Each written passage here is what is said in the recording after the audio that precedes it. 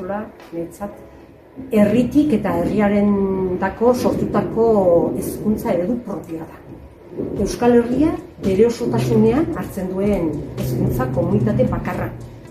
Zerbitzu publiko bada, euskaldun eta euskal kulturan mugimendua, ikasle, irakasle eta gurasoen parte hartzea bermatzen duena, gero material propioa sortzen du, importantea da, eta euskara eta euskal kultura ardatz dituen eta kalitatezko hezkuntza eskaintzen duen sarea ikastola. Gero, Inigo Aritza ikastola da. Inigo Aritza gure ikastola da. Eta niretzat Inigo Aritza esatean zer datokit burura konpromezua eta maitasuna.